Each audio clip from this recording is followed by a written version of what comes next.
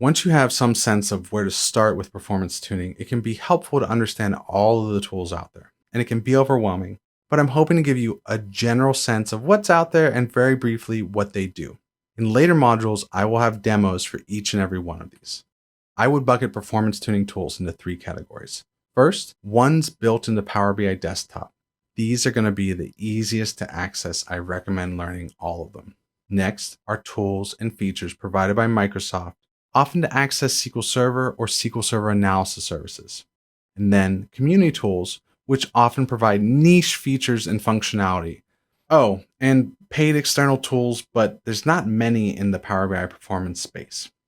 We're going to touch on each and every one of these tools or features, and there's a lot, but I want to reemphasize, as I said, if you have no idea where to start and you only learn 2 tools, start with these 2.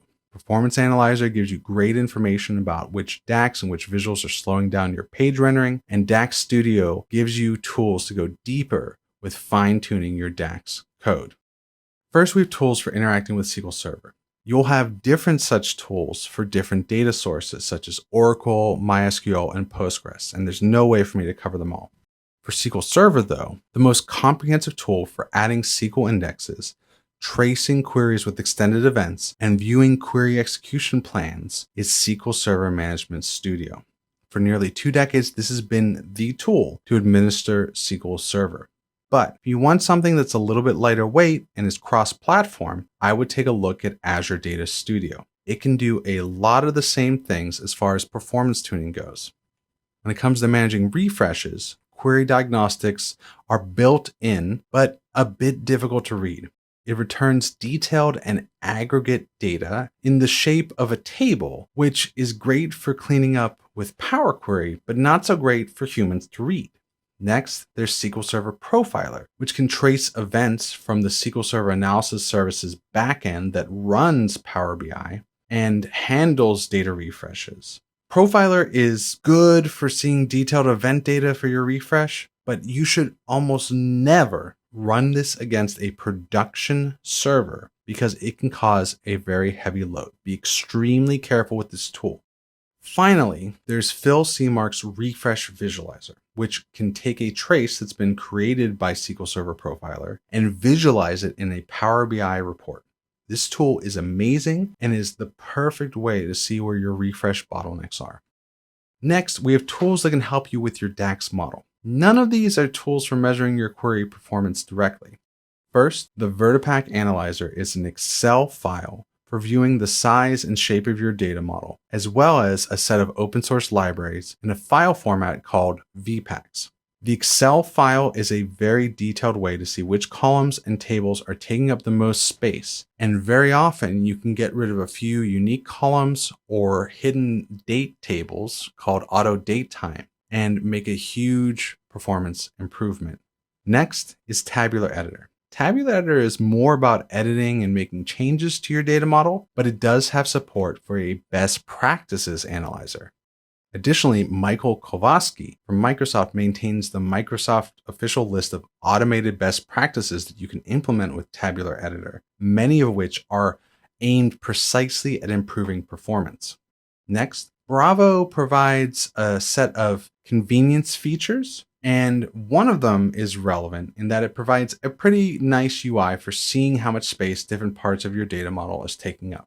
You can also export that data to that VPACs file format for analysis in the Vertipack Analyzer. Finally, we have the Measure Killer, which, as the name implies, can get rid of unused measures and columns, which will inherently improve performance. When it comes to improving DAX queries, you have a number of options. First is to use the recently added DAX Query View in Power BI Desktop. Currently, it's mainly just good for running queries and seeing how long they take, but I expect Microsoft will add more features over time. If you want to trace all queries, you can use extended events for analysis services in a tool like SQL Server Management Studio, but unfortunately, when it comes to extended events for analysis services, the UI is awful. Unlike with SQL Server, the relational database, you're going to have to plan to be handcrafting XML-based scripts to make these extended events to get the information. Instead, I strongly recommend using DAX Studio. DAX Studio can clear the cache every time you run a query to give you more accurate measurements. It can provide execution plans and detailed information on how much time was spent in the formula engine, which is slow, or the storage engine, which is fast. DAX Studio can also do a full trace of all queries being run if you have admin permissions to the server. Finally, if you have a large model with a lot of measures, consider DAX Optimizer. It does cost money. I want to be clear about this, starting at about $45 per run or $70 per month. So it's not cheap, but it's a lot cheaper than paying for a consultant. If your data model is complex enough, this tool will very quickly pay for itself. Finally, we have rendering. We actually want to see the visuals, see the data. First, Performance Analyzer is amazing. This is my favorite tool for performance tuning Power BI. Not only does it tell you how long each visual took to refresh, but it also splits the time into how much was for the DAX query, how much was for rendering the visual, and the category called Other for weights and general background processing. Next, every web browser has dev tools built in for web designers. In Edge and Chrome, you can access the web dev tools by pressing F12.